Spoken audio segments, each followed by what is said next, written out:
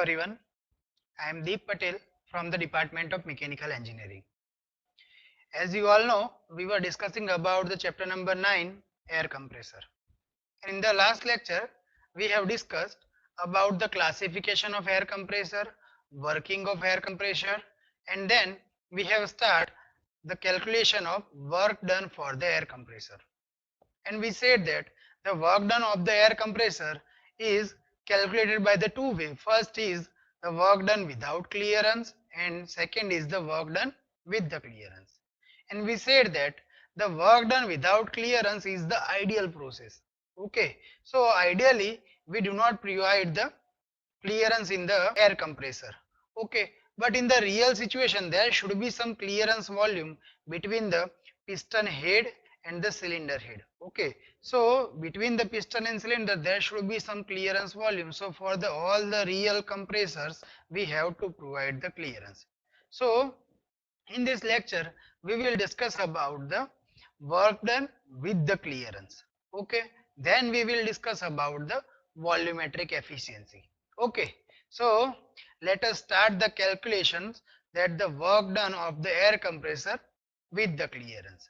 Okay, but before calculating the work done, you have to revise this figure. Okay, here A, B, C, D, E, total 5 figure is given. A is the ideal condition. In this figure you can see the clearance volume. Okay, so the clearance volume is the when the piston is at position number A and there is a gap between the cylinder head and the piston. Okay, so this is the clearance volume. Okay, then the air will be shock in the figure number B and figure number C.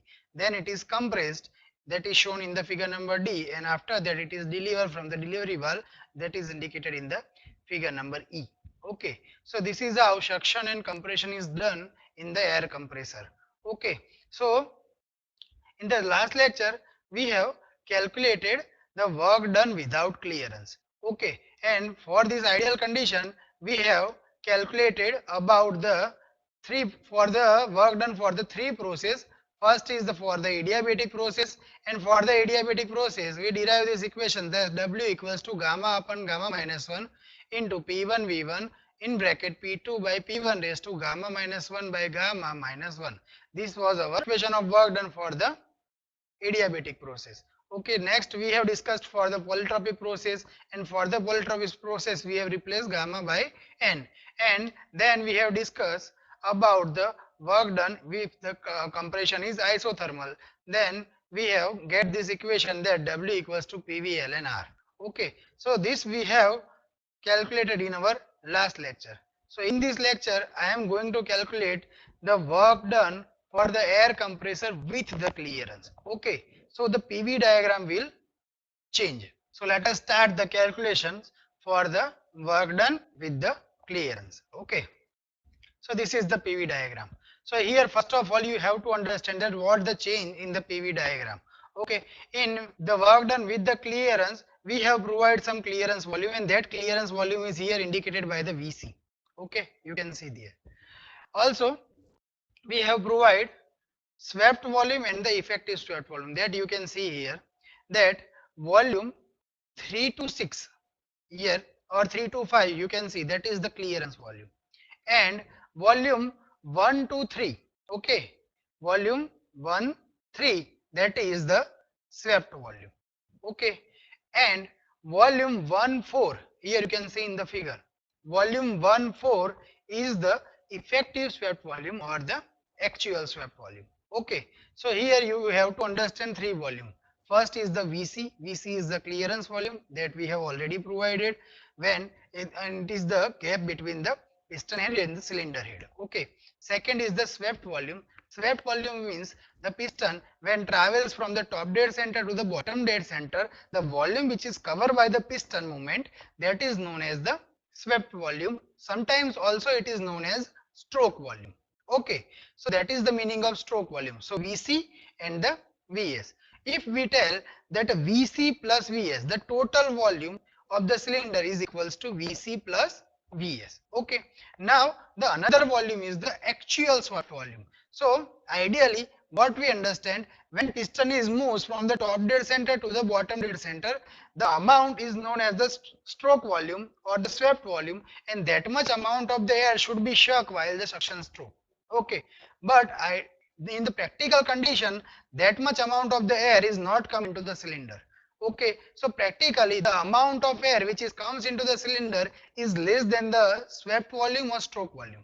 Okay, so the actual air volume that is sucked by the suction stroke, that is less than the total stroke volume. Okay, so we can write here actual swept volume is less than the ideal swept volume. So the actual swept volume is V1 minus V4 and the ideal swept volume is V1 minus V3. So you have to remember this from this figure. Okay. So let us start the calculation. First, we are going to assume that the compression is adiabatic. Okay. So if the compression is adiabatic and we want to find the work done for the cycle number 1, 2, 3, 4, then we have to find the area under the 1, 2, 3, 4. Okay. So we can write that area under 6, 4, 1, 2, 3, 5 minus area under 6, 4, 3, 5. Okay. So you can also understand this from this figure that if we want to find the area or the work done for this cycle, then we can calculate the area for 1, 2, 3, 4 by subtracting the area 3, 4, 6, 5 from the 1, 2, 3, 5, 6, 1. Okay, so here we have write that the area under 6, 4, 1, 2, 3, 5 minus area under 6, 4, 3, 5. Okay. Now, from our previous calculations, we can write directly that the area under 6, 4, 1, 2, 3, 5 is equals to gamma upon gamma minus 1 P2 V2 minus V1 V1 minus area under 6, 4, 3, 5 is equals to gamma upon gamma minus 1 P3 V3 minus P4 V4. Okay. So we can write here from the diagram that the P3 equals to P2 and the P4 equals to P1. Then we can write W is equals to gamma upon gamma minus 1 P2 V2 minus P1 V1 minus gamma upon gamma minus 1 P2 V3 minus P1 V4. Okay. So finally what happens, gamma upon gamma minus 1, if we get P1 V1 equals to common, then we can write gamma upon gamma minus 1 P1 V1 in bracket P2 V2 upon P1 V1 minus 1. Okay, minus here you have to take common P1 into V4. Okay, then what happens, gamma upon gamma minus 1 into P1 into V4, that is the common value, in bracket P2 V3 upon P1 V4 minus 1. Okay, take this equation as equation number 1. Now we know that the compression is adiabatic. So for the adiabatic compression, we can write P3 V3 raised to gamma is equals to P4 V4 raised to gamma. So we can write that V3 by V4 is equals to P3 by P4 raised to minus 1 upon gamma is equals to P2 by P1 raised to minus 1 upon gamma. Okay, so we can put the value of equation number 2 in equation number 1. Then we can get W is equals to gamma upon gamma minus 1 P1 V1 in bracket P2 by P1 raised to gamma minus 1 by gamma minus 1 minus gamma upon gamma minus 1 P1 V4 in bracket P2 by P1 raised to gamma minus 1 by gamma minus 1. Okay, so we have just put the value of equation number 2 in equation number 1. So we can get this equation. Okay, so our final equation of work done will becomes, here we can get common P1 into V1 minus V4. Then what happens? We can get the final equation of work done for the adiabatic compression is equals to gamma upon gamma minus 1 P1 into V1 minus V4 into P2 by P1 raised to gamma minus 1 by gamma minus 1. Here you have to understand that this V1 minus V4 is the actual swept volume. Okay, so we can write here the total work done for the air compressor with clearance is equals to gamma upon gamma minus 1 into P1 into actual swept volume into P2 by P1 raised to gamma minus 1 by gamma minus 1. Okay. Now, if the compression is polytropic, Okay, so what we have to do if the compression is polytropic, we have to just replace gamma by n, because the difference between the adiabatic and polytropic process we have already understand. Okay, so here we have to replace the gamma by n into the equation. Then if we put the value, then we can get W is equals to n upon n minus 1 P1 into V1 minus V4 into P2 by P1 raised to n minus 1 upon n minus 1. Here we have already replaced the gamma by n. Okay. Next, we will discuss about the volumetric efficiency for the reciprocating compressor. Okay. So first of all, what is the meaning of volumetric efficiency? So the volumetric efficiency is the ratio of effective swept volume to the swept volume of the cylinder, or effective swept volume to the ideal swept volume of the cylinder. Okay, so from this figure you can easily understand, and we have already discussed what is the meaning of effective swept volume and what is the meaning of the total swept volume. So you can see from the figure that our volume Vs, okay, Vs means V1 minus V3. Okay, so V1 minus V3 is our total swept volume. Okay, when the piston is moved from the top dead center to the bottom dead center, it will cover the volume up to V3 to V1 or V1 to V3. Okay, so this is our ideal swept volume. Okay, but actually the same amount of the air will not suck during the suction stroke. Okay, so the actual volume of the air will be less than the ideal swept volume. So what is the actual volume? Actual swept volume is the V1 minus V4. Here you can see from the figure that the actual swept volume is equals to V1 minus V4, and the ideal swept volume, that is V1 minus V3. So here you can understand from this figure. Okay, so what is the meaning of volumetric efficiency? Volumetric efficiency is the ratio of effective swept volume to the total swept volume or the ideal swept volume of the cylinder. So here you can write the volumetric efficiency is equals to V1 minus V4. This is the effective swept volume or the actual swept volume upon ideal swept volume, okay, or the total swept volume. Total swept volume is V1 minus V3. Okay. Now here what we can write? V1 minus V4 we can write as V1 minus V3 plus V3 minus V4. Okay, so plus minus will gone. So here we can add and subtract the V3.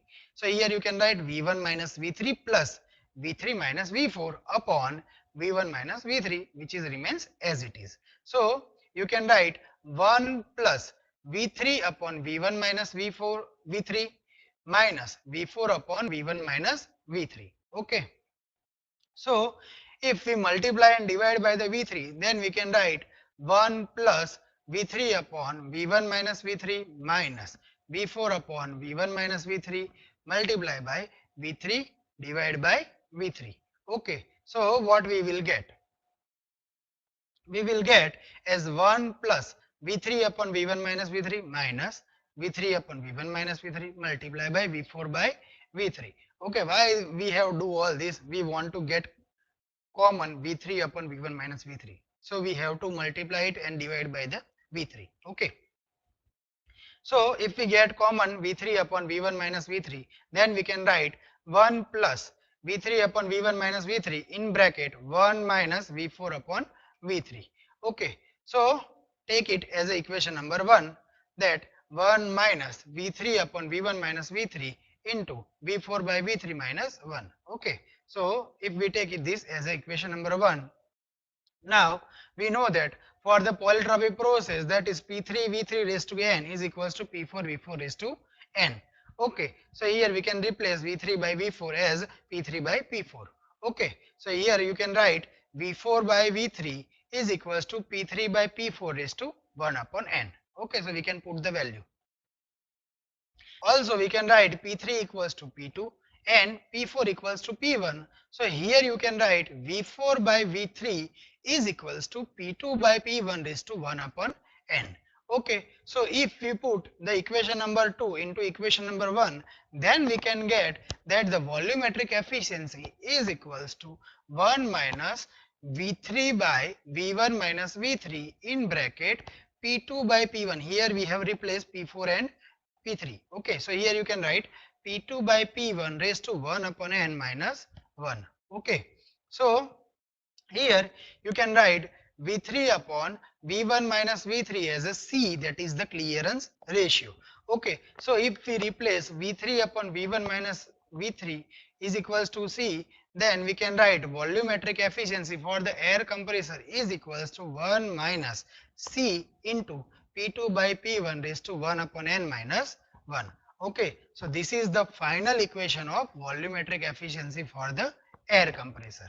Okay, our last topic is the multi-staging of the air compressor. Okay, so this is the typical diagram of the multi-staging of the air compressor. In the single stage, we are using only one cylinder. Okay, but with the single stage, there is one problem that we cannot generate very high pressure. Okay, so if you want to generate very high pressure, then you have to do multi-staging. In the multi-staging, what we are doing, we are getting multiple cylinders, and between the cylinder we are providing the intercooler. Okay, so if we want to compress the air at very high pressure, then we have to do multi-staging. Okay, now the question is that why we cannot do high compression with the help of single stage? Because in the single stage, if we want to compress the air with a very high pressure, then there is a chance of increasing the volume of air, and if the volume of air is increased, then ultimately the volumetric efficiency of the compressor will decrease. Okay, so that is not desirable. So here what we are doing, we are providing two cylinder instead of one cylinder, and between those two cylinder we are going to provide one intercooler. Here what we will do, here if you want to compress the air at 10 bar pressure, then we will compress the air in first cylinder up to 5 bar, then we will cool it, and again we will compress the air from 5 bar to 10 bar. So the total 10 bar compression is done in the two staging. So we are calling it as a multi-staging. Okay. So with the help of multi-staging, we can increase the volumetric efficiency. Okay. So this is the benefit. So this is the typical diagram of the multi-staging compressor. In the multi-staging, what we are going to do? We are going to compress the air from position number 1 to position number 2. Okay, then we will intercool it. So when we cool it, the pressure will remains constant. So here you can see that process from 2 to 2 days, the pressure will remains constant. Okay, and when we get the heat from the air, so what happens? The volume of the air will be reduced. So here you can increase the volumetric efficiency. Okay, so what happens? In the first stage, we are compressing the air from 1 to 2. Then we are going to do intercooling. Because of the intercooling, the volume of air will slightly decrease. That is shown in the figure by the 2 to 2 days. Okay, after that what happens? The second compressor is come, or in the second cylinder the compression is done. That is the process 2 dash to 3. Okay, so that is the compression in the second stage. Okay, after intercooling, and then from the position number 3 we are going to open the delivery valve, so that the amount of air which is compressed at the high pressure will go out of the cylinder. So this is how we are going to do multi-staging. Okay, so there are some advantages of the multi-staging. So let us discuss it one by one. So the first advantage is that the saving in the net work input due to intercooling. Okay, so here you can see from the diagram that if we do not provide intercooling, then the total area which is generated under the graph will be higher generated after the intercooling. You can see from the graph. Okay, so after the intercooling, the work which is required will be less. Okay, so this is the first advantage. Now second advantage that we have already discussed, that the volumetric efficiency will be increased. So we can get more amount of the air with the help of multi-staging. Now the third is less shaft power is required for the given pressure ratio. Okay, so if we want to compress the air for the 10 bar, and if first time we take single stage single cylinder air compressor, then the shaft power is required is more high compared to the multi-staging. Okay, so here you can also save the power. Next, better lubricating effect is provided. Why? Because here we have to provide one intercooler in between this. Okay. Fifth is the better mechanical balance and the smoother torque angle diagram is obtained. Okay, that we have already discussed in the PV diagram. Okay. Now, sixth, low pressure cylinder is lighter, so we can reduce the weight of the total system. Okay. Seven, there is a less leakage problem due to the less pressure difference between the each stages. Okay, so we can understand this. If we are going to compress 1 to 10 bar in only single stage, then there is a high pressure difference is created between the BDC to TDC. Okay, so there is a chance of the leakage. But here we have provided two cylinders, and in both the cylinder the pressure difference is minimum. Okay, so the leakage of the problem of leakage will be minimum in the case of the multi-staging. Okay, so in this lecture we have discussed about the total three main topics of the air compressor. First, we have discussed the work done with the clearance. Second, we have discussed about the volumetric efficiency. Then we have discussed about the multi-staging, and then we have discussed about what are the advantages of the multi-staging. Okay, so this is what all about today's lecture. Thank you for today.